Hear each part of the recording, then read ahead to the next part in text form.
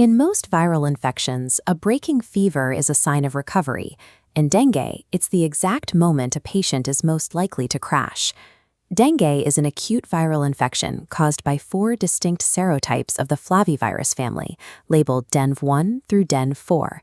These viruses are transmitted primarily by the female Aedes aegypti mosquito, which is easily identifiable by its black body with white stripes. It's a daytime biter, highly active in the early morning and late afternoon. This chart maps out a strict 10-day timeline. The x-axis tracks the days of illness, and the y-axis maps symptom severity against the concentration of the virus in the blood. This 10-day timeline provides the structural framework for the disease. By identifying where a patient sits on this curve, clinicians can prepare for the specific pathophysiological shifts that define dengue's progression.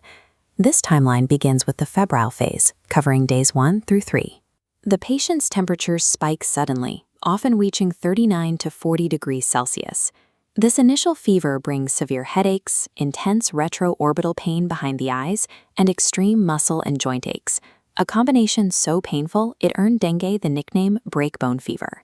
Clinicians may also observe mild hemorrhagic manifestations during this early window, such as minor nosebleeds or tiny red spots on the skin, known as petechiae. This second curve shows viremia.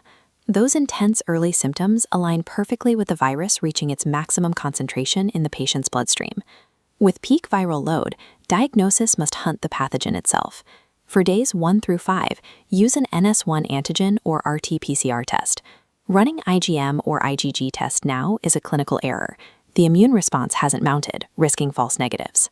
Catching dengue early relies strictly on detecting the physical presence of the virus, rather than waiting days for the body to leave a detectable immunological footprint.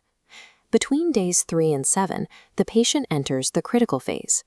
Notice how the temperature drops steeply back toward a normal baseline. A novice clinician will look at this cooling fever and assume the patient is recovering. In reality, the systemic threat to the patient's life is just beginning. The primary mechanical failure of the critical phase occurs in the blood vessels. The endothelial junctions widen, drastically increasing systemic vascular permeability.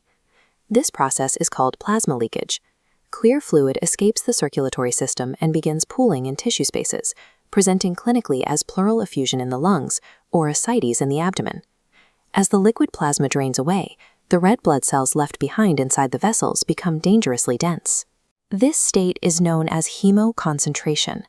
This chart tracks the invisible leakage using 2 specific quantitative markers. As plasma escapes, the patient's hematocrit climbs, while their platelet count simultaneously plummets. When these 2 trends appear together, a rising hematocrit and a falling platelet count, it indicates active plasma leakage until proven otherwise. Thermometers will not warn you about an impending crash. Dynamically monitoring these vascular fluid shifts is the only accurate way to gauge a patient's stability during the critical phase. Before reaching extreme failure, patients exhibit clinical warning signs, including persistent vomiting, palpable fluid accumulation, and active mucosal bleeding. If those signs escalate, the patient meets the WHO criteria for severe dengue.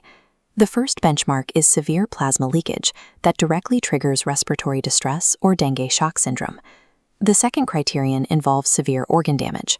This is clinically defined as hepatic failure, quantified by AST or ALT liver enzyme levels hitting or exceeding 1,000 international units per liter. The final criterion for severe dengue is the onset of severe systemic bleeding.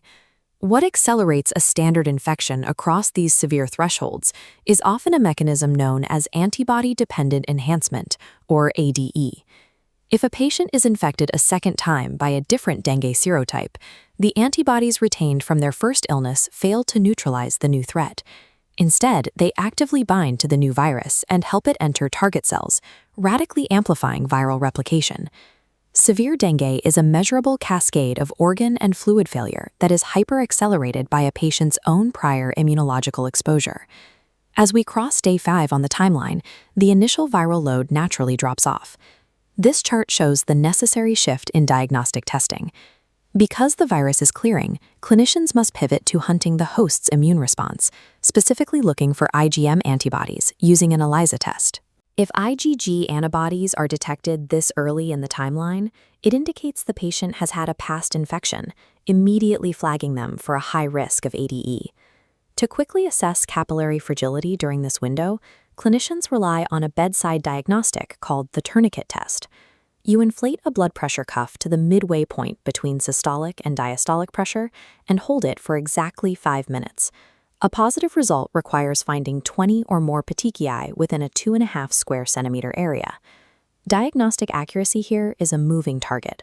Utilizing a viral detection test too late or an antibody test too early will completely blind a clinician to a patient who is actively crashing. By days 7 through 10, surviving patients enter the recovery phase. The underlying physiology begins to reverse. The widened endothelial junctions repair themselves, and the plasma that previously leaked into tissue spaces is gradually reabsorbed into the capillaries. This fluid reabsorption normalizes the patient's lab values. You will see the hematocrit returning to baseline as blood volume stabilizes, while the platelet count steadily recovers. The core medical doctrine for dengue is that there are no targeted antiviral treatments. Clinical management is entirely supportive. The primary treatment strategy is maintaining the patient's intravascular volume, achieved through continuous oral rehydration for mild cases. For patients who experience massive plasma leakage during the critical phase, clinicians must administer IV crystalloids under rigorous monitoring to keep the circulatory system from collapsing entirely. Surviving dengue is an exercise in precise mathematical fluid management. You are simply buying the body enough time to physically repair its own vasculature. There is a major clinical misconception regarding intervention, the urge to treat a low platelet count simply because the lab numbers look terrifying. Administering a prophylactic platelet transfusion based strictly on a low count does not improve patient outcomes, and it is firmly contraindicated. A platelet transfusion is warranted under highly specific conditions. It must be strictly reserved for patients presenting with active, severe bleeding or those requiring an invasive procedure. That same strict discipline applies to managing the intense pain and fever of the early phases. NSAIDs like aspirin, ibuprofen, and diclofenac are completely off the table. Using them or administering intramuscular injections severely exacerbates the risk of massive bleeding and hepatotoxicity.